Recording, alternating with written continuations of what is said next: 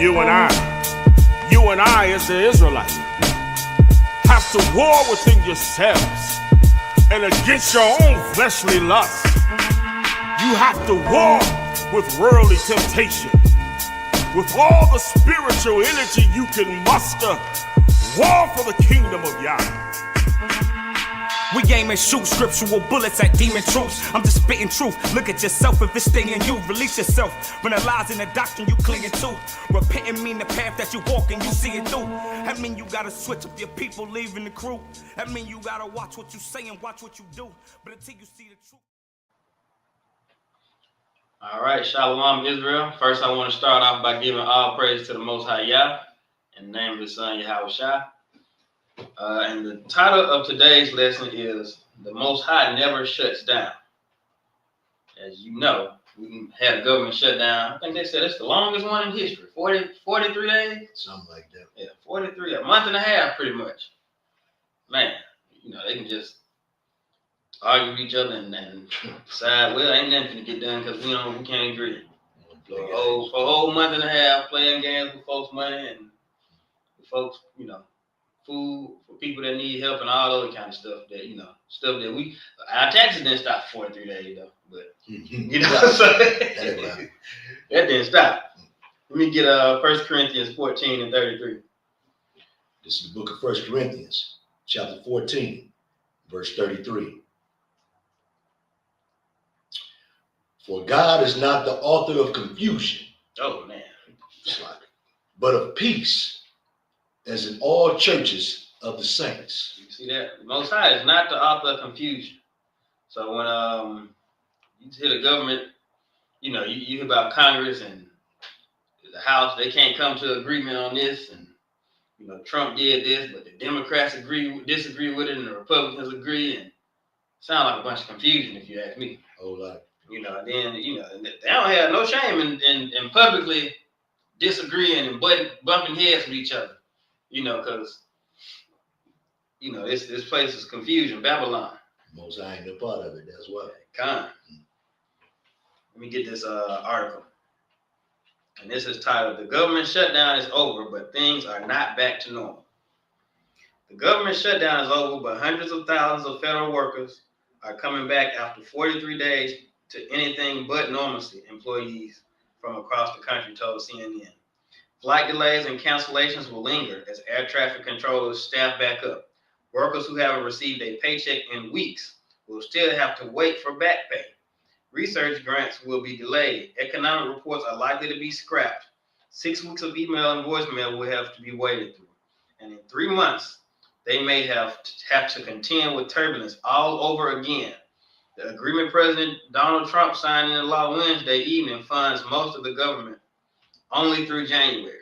So we might be going right back into another shutdown in January if they can't hash out what it is they need to hash out between now and the 30th, January 30th. Flights being delayed and everything. Oh yeah, all over again. So, basically a lot of people's livelihood come down to a bunch of politicians who can't agree, but they still gonna get paid. That's so right. Why should they agree? That's right. Federal workers said that the shutdown has been an exclamation point on top of months of chaos as the Trump administration has slashed jobs and in some cases entire agencies since the president took office in January. The administration sought to fire more federal workers when the shutdown hit, but the short-term funding deal halted those dismissals until the end of January. So some more people might lose their job in January. Let me skip down. So a slew of backlogs, subsection. Federal workers back on the clock Thursday will need to assess how to address more than 6 weeks of backlogs. Federal employees not deemed essential were furloughed throughout the shutdown. From food safety and NASA to education and the national parks, federal workforces were already short-staffed following the widespread cuts from DOGE earlier this year, which employees told CNN will make it even harder to dig out from under the shutdown. You see that? It's saying education wasn't, essential. How's that possible? Man, but look, ABCs and 1, 2, 3. Look, not sending your kids to school after they turn 6, I think is mandatory. Not send them to school and see don't they be locking you up. But right here, according to this, education wasn't deemed essential. Yeah. But they'll lock you up about education. For sure. Yeah. You slack if you want to. Man. So hey. Let me skip down a little bit more. Oh yeah, that's it on that. Man, but you see how they get down. They, like I said, there's no order, no structure. I mean, they say it's order and structure, but as we can see in practice, it ain't no order and structure because, like I said, how you end up with, you can't come to a decision for over a month and a half. And then this decision just temporary. You might be doing the same thing again in January. Let me get Exodus 18:14-26 because, I think our forefathers, they had some stuff right back in the day. This is the book of Exodus, chapter 18 and verse 14. And when Moses' father-in-law saw all that he did to the people, he said, what is this thing that thou doest to the people? Why sittest thou thyself alone, and all the people stand by thee from morning until even? You see that? So this is Jethro and Moses talking. Jethro's like, he pretty much telling you doing a lot of stuff. You're doing way too much, really. Why are you trying to do all this for all these people by yourself? So that's when, just keep reading, if you will. Verse 15. And Moses said unto his father-in-law, because the people come unto me to inquire of God. When they have a matter, they come unto me, and I judge between one and another. And I do make them know the statutes of God and his laws. And Moses' father-in-law said unto him, the thing that thou doest is not good.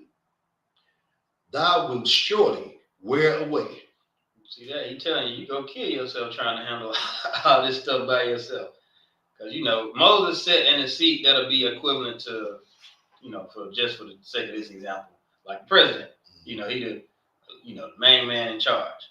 But based on this, as we go through this, you're going to see that the person that they tell you is the president ain't really in charge. Keep going. Both thou and this people that is with thee, for this thing is too heavy for thee. Thou art not able to perform it thyself alone. Hearken not unto my voice. I will give thee counsel. Salaki. Hearken now unto my voice. I will give thee counsel, and God shall be with thee. Be thou for the people to Godward, that thou mayest bring the causes unto God. And thou shalt teach them ordinances and laws, and shalt show them the way wherein they must walk. Yeah, so Moses is responsible for teaching the people the laws and how to keep the laws. Keep going. And the work that they must do. And the work they do, charity, how to be kind to one another, so forth, so on. Keep going. Verse 21. Moreover, thou shalt provide out of all the people able men, such as fear God, men of truth, hating covetousness, and place such over them to be rulers of thousands, and rulers of hundreds, rulers of fifties, and rulers of tens. So they establish an order, a rank, a system, just like how allegedly, how you got the president, Congress, House, and, and so forth, so on. Mm-hmm. That's what, I guess, America so-called imitated a lot of stuff in the Bible, but it wasn't according to the Most High. So it don't work how that works. Because when you think about this shutdown that, like I said, month and a half,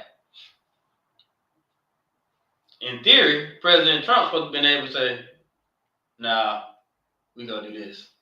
But we know you really can't do that because, you still got to fight with Senate, Congress, House, all that stuff. So That's why I said they put these people here, and it's a facade. You know, they act like the president really the main man in charge, but he's not, because he can't just come through and just say, "All right, I heard what y'all got to say, but this is what we actually gonna do." Right. Keep going. Verse 22. And let them judge the people in all seasons, and it shall be that every great matter they shall bring unto thee, but every small matter they shall judge. So shall it be easier for thyself, and they shall bear the burden with thee. You see that? So all the people that Moses appointed to positions, they supposed to be able to handle all the small things. Okay. You know, this person might be fussing about, you know, he ain't do whatever. You know, this brother and his wife might be fussing about something. And then, you know, they supposed to go to Moses about the hard stuff. Keep going. Verse 23. If thou shalt do this thing, and God command thee so, then thou shalt be able to endure. And all this people shall also go to their place in peace. So Moses hearkened to the voice of his father-in-law, and did all that he had said. See, sound advice. So Moses listened to it, took it into consideration, and did it, because that was good sound advice.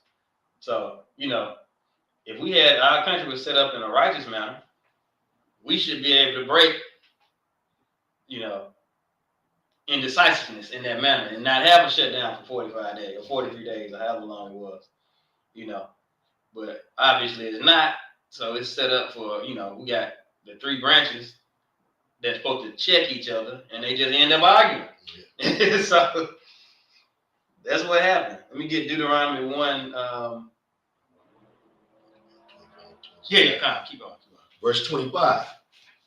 And Moses chose able men out of all Israel, and made them heads over the people, rulers of thousands, rulers of hundreds, rulers of 50, and rulers of tens. And they judged the people in all seasons. The hard causes they brought into Moses, but every small matter they judged themselves. See that? So yeah, it wasn't no bickering back and forth, and it was clear. It was ranked up. If you can't handle it, go up. If you can't handle it, go up. If there's something crazy, we going to Moses. In decency and in order. Look, exactly. And then, you know, I think the government shutdown, that's something crazy. You know what I'm saying? So a bunch of people not getting paid and getting their benefits, and a bunch of stuff not getting funded, flights getting canceled, and the president can't step in and say, "All right, we ain't doing this." That sounds crazy to me. But clearly, you know, the president don't have the power that we think he got. And this country ain't decent and in order. All right, now let me get Deuteronomy 1:15-18. This is the book of Deuteronomy, chapter 1, and verse 15.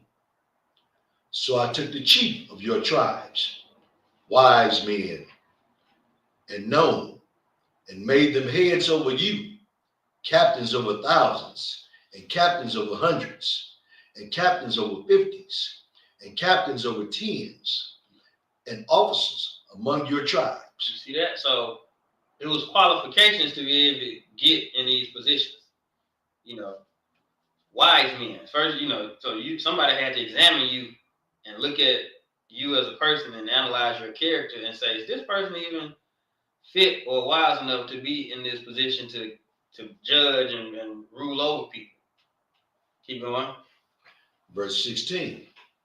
And I charged your judges at that time, saying, hear the causes between your brethren, and judge righteously between every man and his brother, and the stranger that is with them. Ye shall not respect persons in judgment, but you shall hear the small as well as the great. Slide. You shall not be afraid of the face of man, for the judgment is God's, and the cause that is too hard for you, bring it unto me, and I will hear it. And I commanded you at that time all the things which ye should do. See that? The most important thing out of that, you shall not respect persons in your judgment. Meaning you can't show favoritism. You know, you can't, well, this person, this my cousin, or this my, I've known him for 30 years, so I'm gonna be a little more lenient on him than I would be on the person that, you know, might have just joined the congregation, or, you know, I might not have known him as long.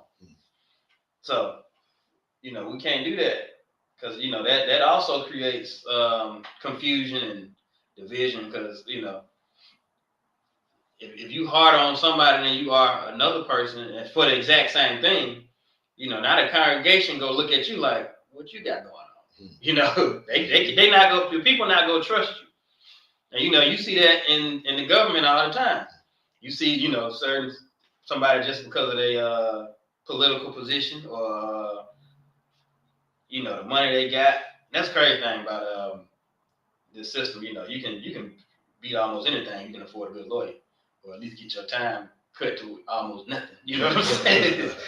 Mess around and have a good lawyer. Yeah. But the system, you know, the way the system's set up is rich people always get it easier than poor people. You know, showing, you know, respect to persons and judgment. Because mess around and get that court-appointed attorney. Boy. So good luck with that one. But if you can afford a good attorney, you know, your outcome gonna be a lot better most of the time. But you know, like I say, unrighteous system set up to respect persons. Mm-hmm. Let me get Exodus 16, 32 through 34. This is the book of Exodus, chapter 16, and verse 32. And Moses said, this is the thing which the Lord commanded. Field and omer of it to be kept for your generations, that they may see the bread wherein I have fed you in the wilderness, when I brought you forth from the land of Egypt. And Moses said unto Aaron, take a pot and put an omer full of manna therein, and lay it up before the Lord, to be kept for your generations. As the Lord commanded Moses, so Aaron laid it up before the testimony to be kept. You see that? So that's this Moses, Aaron, and you know, you're talking to the people. Mm-hmm. If you had to, that's a question to you. If you had to look at this, what was the order in this? Who was in charge? Moses, obviously. And then after Moses, Aaron. And then the people. There you go. Rank order clear as day. We finna get another example of that. Let me get 1 Samuel 17 and 12. Now this one's tricky because a lot of people don't even want to necessarily look at this one like this, but we finna talk about it. This is the book of 1 Samuel, chapter 17 and verse 12. Now David was the son of that Ephrathite of Bethlehem, Judah, whose name was Jesse, and he had 8 sons. And the man went among men for an old man in the days of Saul. And the 3 eldest sons of Jesse went and followed Saul to the battle. And the names of his 3 sons that went to the battle were Eliab, the firstborn, and next to him, Abinadab, and the third, Shammah. And David was the youngest, and the 3 eldest followed Saul. But David went and returned from Saul to feed his father's sheep at Bethlehem. See that? So, you know, there's battle going on, fighting Philistines. David, you know, was real young. His 3 older brothers, they went off to follow Saul in the battle. Let me get verse 23 through 28. Verse 23. It's like it. This is the book of 1 Samuel, chapter 17, verse 23. And as he talked with them, behold, there came up the champion, the Philistine of Gath, Goliath by name, out of the armies of the Philistines, and spake according to the same words. And David heard them. And all the men of Israel, when they saw the man, fled from him and were so afraid. So, you know, David watching all this, like I said, he young, really too young to fight. You see everybody scared of Goliath. Keep going. Verse 25. And the men of Israel said, have you seen this man that has come up? Surely to defy Israel is he come up, and it shall be that the man who killeth him, the king will enrich him with great riches, and will give him his daughter, and make his father's house free in Israel. You see that? So pretty much put a bounty on Goliath's head. Like, you know, if you kill Goliath, you get riches, command my daughter, you know, so forth, so on. Let me read down to 28. Verse 26. And David spoke to the men that stood by him, saying, what shall be done to the man that killeth this Philistine, and taketh away the reproach from Israel? For who is this uncircumcised Philistine, that he should defy the armies of the living God? So David was a little offended. He was like, y'all scared of this uncircumcised heathen, pretty much, you know? And we supposed to worship the Most High Yahweh? Why y'all scared of him? Keep going. Verse 27. And the people answered him after this manner, saying, so shall it be done to the man that killeth him. And Eliab, his eldest brother, heard when he spake unto the men. And Eliab's anger was kindled against David. And he said, why camest thou down hither? And with whom hast thou left those few sheep in the wilderness? I know thy pride and the naughtiness of thine heart. For thou art come down, that thou mightest see the battle. You see that? So, reading that last verse, who was in charge here? Eliab, the oldest brother. Wasn't David yet. He was too young to be in charge. So he asking David, he was like, what you doing? Why you leave the sheep? You supposed to be at home, you know, keeping the sheep. I ain't tell you to come down here. I'm the oldest. So, you see, even in battle, it's rank. Clearly. Let me get verse 32 and through 38. First Samuel 17, yeah. Verse 30. This is the book of 1 Samuel, chapter 17, verse 32. And David said to Saul, let no man's heart fail. Because of him, thy servant will go and fight with this Philistine. And Saul said to David, thou art not able to go against this Philistine to fight with him. For thou art but a youth, and he is a man of war from his youth. And David said unto Saul, thy servant kept his father's sheep, and there came a lion and a bear, and took a lamb out of the flock. And I went out after him, and smote him, and delivered it out of his mouth. And when he arose against me, I caught him by his beard, and smote him, and slew him. Thy servant slew both the lion and the bear. And this uncircumcised Philistine shall be as one of them, seeing he have defied the armies of the living God. David said, moreover, the Lord that delivered me out of the paw of the lion and out of the paw of the bear, he will deliver me out of the hand of this Philistine. And Saul said unto David, go, and the Lord be with thee. And Saul armed David with his armor, and he put a helmet of brass upon his head, and also he armed him with a coat of mail. You see that? So David didn't necessarily agree with his brother's ruling, because like I said, his brother was in charge. Now, if David was out of order, he just would have went and got some stuff and just tried to fight him anyway. Mm-hmm. But David, you know, if you read through this whole chapter, you know, people sent word to Saul what David was saying, and David, you know, David ended up talking to Saul, and then Saul had to give him the ability to fight. You know, Saul had to tell him, okay, it's okay to fight. Now, if David had just went around everybody, now David out of order. But so who's in charge here? David obviously was lowest. His brother was above him. Then Saul above him. David couldn't just hit a Philistine like, give me a sword, I'm finna go fight him now. he had to go up through the rank to be able to get the approval to go and fight. You see that? So it's always going to be order and structure. Always. Let me get Matthew 10 and 2. This is the book of Matthew, chapter 10 and verse 2. Now the names of the 12 apostles are these.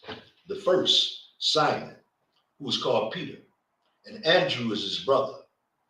James, the son of Zebedee, and John, his brother.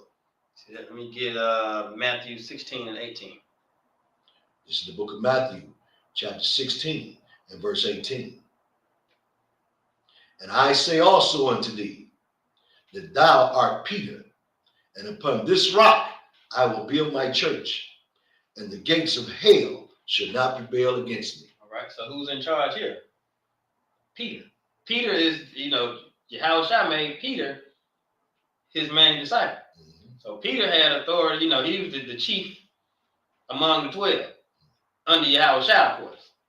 So even with the disciples, somebody had to be in charge. It's an order. It's an order. You can't sit there and argue for a month and a half because can't nobody agree. Somebody got to say, all right, this is what we're doing. Yeah.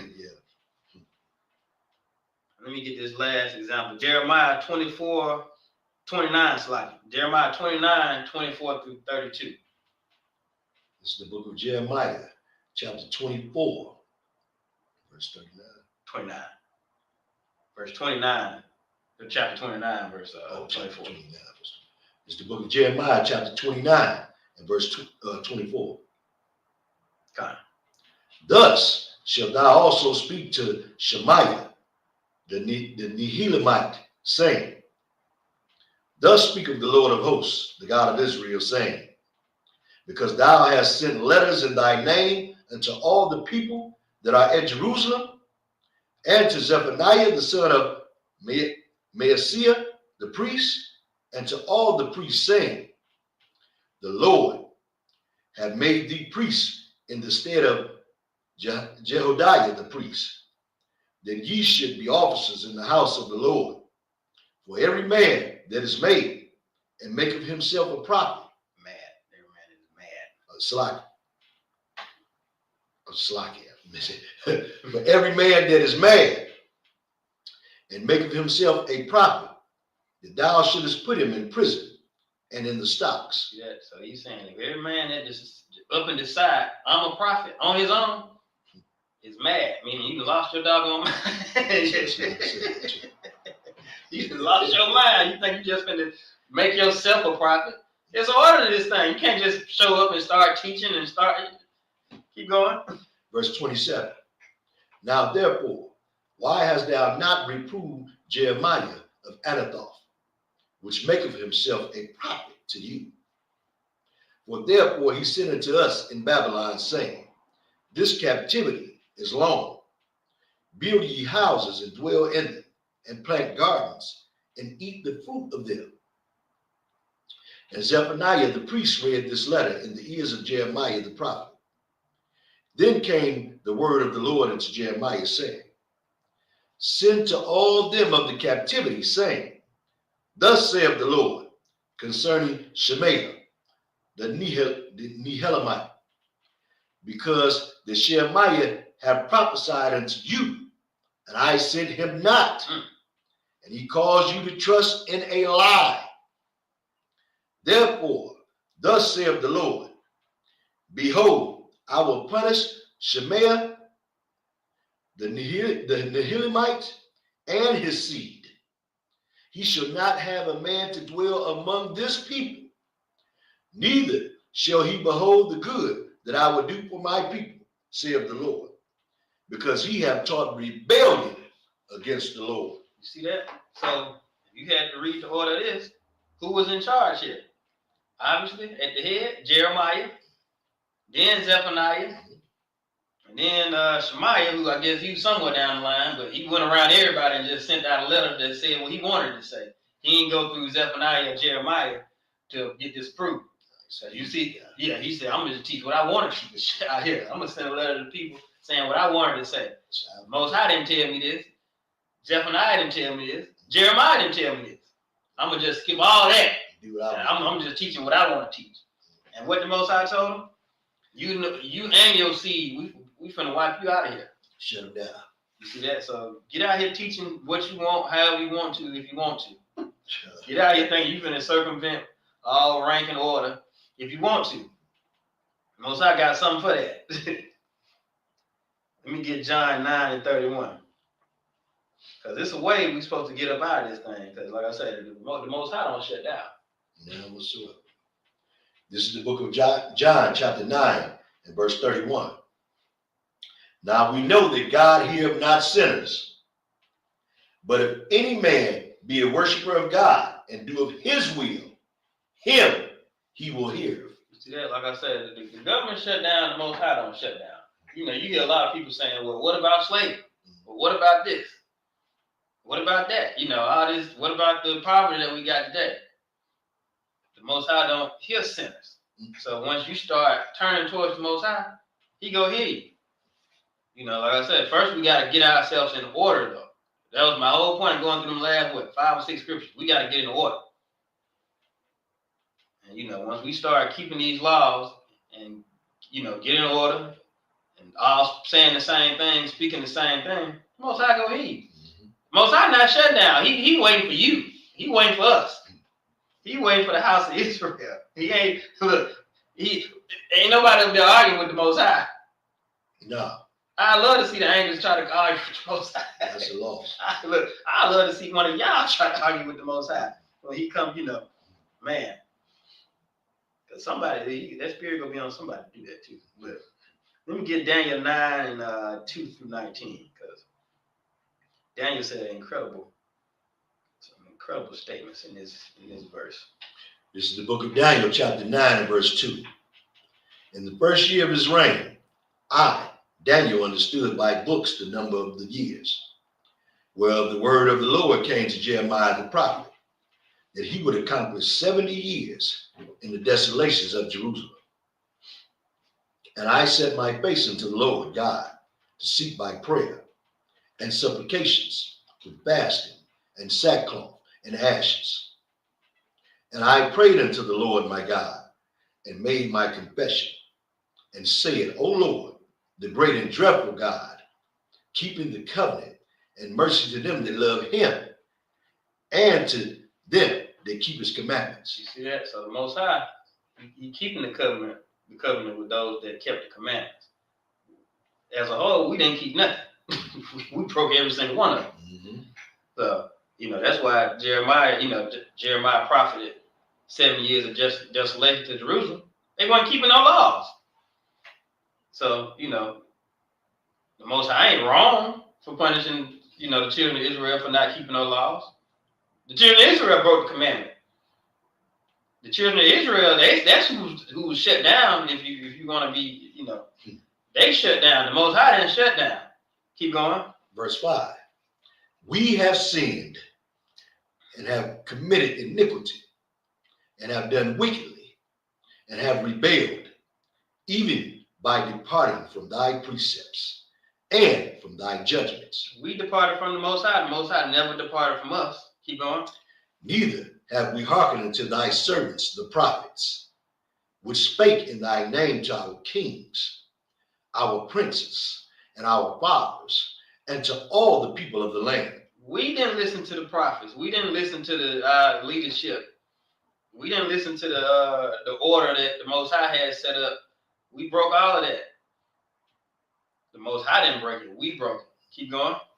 O Lord, righteousness belongeth unto thee, but unto us confusion of faces, as in this day. To the men of Jehudah, to the men of Judah, and to the inhabitants of Jerusalem, and unto all Israel that are near and that are far off, through all the countries whither thou hast driven them, because of their trespass, that they have trespassed against thee. Most High didn't trespass against us. We trespassed against him. Keep going. Verse 8. O Lord, to us belongeth confusion of face, to our kings, to our princes, and to our fathers, because we have sinned against thee. See that? We deserve it. That's the point. We deserve all of this that we're getting right now. We deserve the, we deserve the slavery. We deserve the poverty that we get right now. We deserved all of that because we broke the covenant. No shorts. None. But keep going. Verse 9. To the Lord our God belong mercies and forgiveness. Though we have rebelled against him. You see that? The Most High, he's still merciful. He still ain't giving us everything we deserve. He punishing us, but he's still not punishing us to the extent that we deserve because he's so merciful. Keep going. Verse 10. Neither have we obeyed the voice of the Lord our God to walk in his laws, which he set before us by his servants, the prophets. Mm-hmm. Yea, all Israel have transgressed thy law, even by departing, that they might not obey thy voice. Therefore the curse is poured upon us, and the oath that is written in the law of Moses, the servant of God, because we have sinned against him. You see that? Not just a few of them. All Israel departed from the law. Mm-hmm. And it's crazy because we knew what was in it. We agreed to it. Mm-hmm. And then still, didn't keep it. Just like our forefathers, they read Deuteronomy 28. They knew what was coming. They read Leviticus 23. They knew this. Mm-hmm. And they broke it anyway.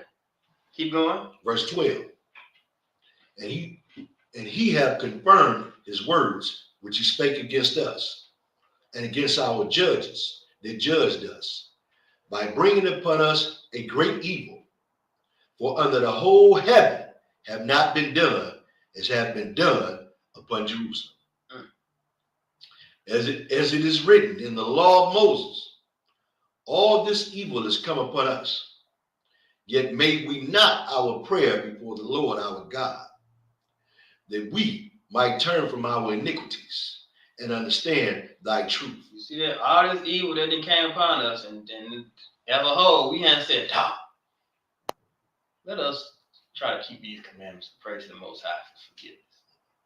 It ain't crossed most of us, it ain't crossed our mind. It ain't been a thought. How? I don't know. I mean, you'll think at some point, especially after you get the lowest of the low, you'll be trying to think of anything. We still ain't thought of this yet. As a whole, we hadn't thought of this yet. Keep going. Verse 14. Therefore have the Lord watched upon the evil and brought it upon us. For the Lord our God is righteous in all his works, which he doeth. For we obeyed not his voice. We did disobedient. Keep going. And now, O Lord our God, that has brought thy people from out of the land of Egypt with a mighty hand, and has gotten thee renown, as at this day we have sinned, we have done wickedly. Mm-hmm. O Lord, according to all thy righteousness, I beseech thee, let thine anger and thy future be turned away from the city of Jerusalem, thy holy mountain, because for our sins and for the iniquities of our fathers, Jerusalem and thy people are becoming reproach to all that are about us. Now therefore, O our God, hear the prayer of thy servant and his supplications, and cause thy face to shine upon the sanctuary that is desolate for the Lord's sake. Now wait, just pause you right there. When have you ever heard somebody, just out in the world? I mean, you hear Israel do it, people that know they're Israelis, you hear us do it, but when have you heard somebody out in the world just crying to the Most High saying, forgive me for my sins, please have mercy on me, let me go and try to keep the law, or let me do this? You never hear it. You always hear, why me? You hear why me more than anything. Yeah. Lord, why have you forsaken me? You hear they say that one all the time. But you never hear nobody say, dog, I messed up. What can I do? Mm-hmm. Or have mercy on me. I'm gonna do better. You never hear that. It's always, why me? Woe is me. why God doing me like this? You hear that one all the time. Why God doing me like this? All the time. Why me, Lord? Man, come on now. But never nobody, man, we in sin. Let's turn back and try to keep these laws. You never hear it. Keep going. Verse 18. Oh my God, incline thine ear and hear. Open thine eyes and behold our desolations and the city, which is called by thy name. For we do not present our supplications before thee for our righteousness, before thy great mercies. O Lord, hear. O Lord, forgive. O Lord, hearken and do. Defer not for thine own sake, O my God, for thy city and thy people are called by thy name. You see that? So back up a little bit. So we don't what Daniel was saying here, not for, do all these things, have mercy on us, forgive us, ease some of this suffering, not because of what we did, but because the Most High is just merciful. So, and that comes to the lesson I did last time. What do you really deserve? You deserve to get your head cut off. But because the Most High is so merciful, and he don't never shut down on us, we shut down on him. If we beg for forgiveness, he probably gonna give it to us if we sincere and turn back to his laws and keep his commandments. Because he's just that merciful. We get prayer Azariah 1, 14 through 20. This is the prayer of Azariah, verse 14. Neither is there at this time prince or prophet or leader or burnt offering or sacrifice or oblation or incense or place to sacrifice before thee and to find mercy. Now you started 15, 14. Oh, that was 14.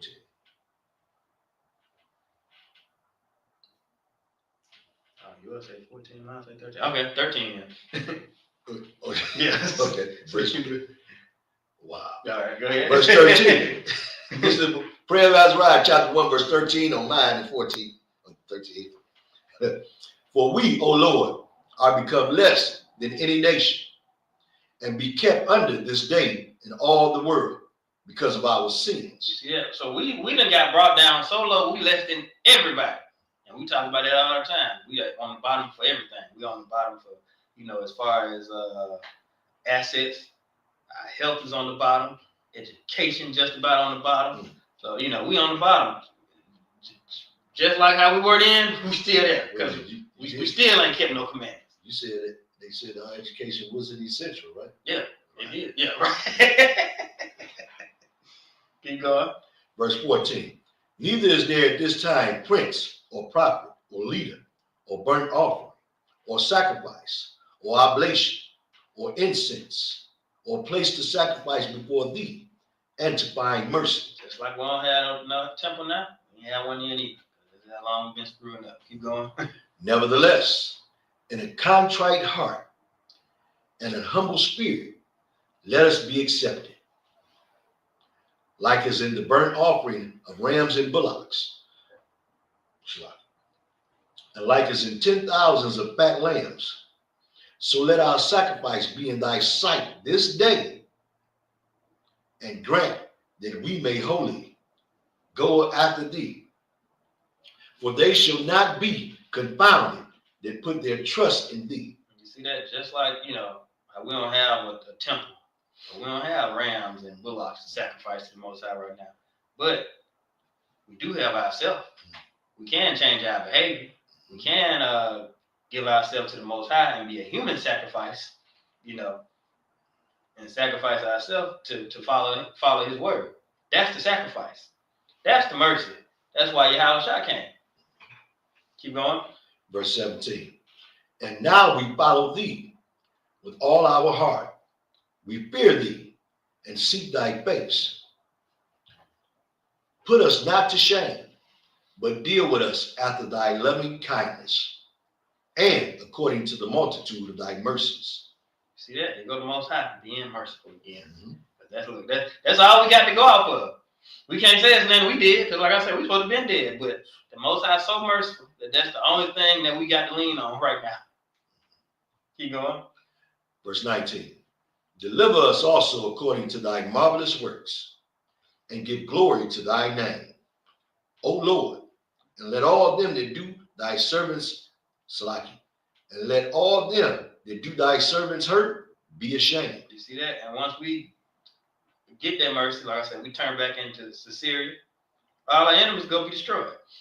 That's why I said Most High didn't shut down. He waiting on us to do it, hold up our end of the deal and keep the commandments. That's all it is. Let me get this last verse, Hosea 5:15. This is the book of Hosea, chapter 5, and verse 15. I will go and return to my place till they acknowledge their offense and seek my face. And in their affliction, they will seek me early. You see that? So the Most High waiting on us. He waiting on us to go and acknowledge that we did wrong. Which, like I said, you go out here and just ask any random person, don't nobody think we did nothing wrong. And come and seek him. Then he go come and show up and show out for us. Destroy our enemies. I said, Most High don't never shut down. We shut down on him. That concludes the lesson. Shalom.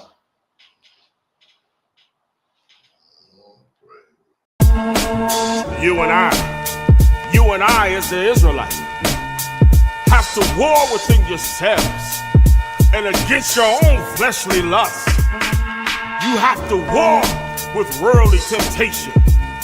With all the spiritual energy you can muster, war for the kingdom of Yah. We aim and shoot scriptural bullets at demon troops. I'm just spitting truth. Look at yourself if it's staying you. Release yourself when the lies in the doctrine you clinging to. Repenting mean the path that you walking, you see it through. That mean you gotta switch up your people, leaving the crew. That mean you gotta watch what you say and watch what you do. But until you see the truth.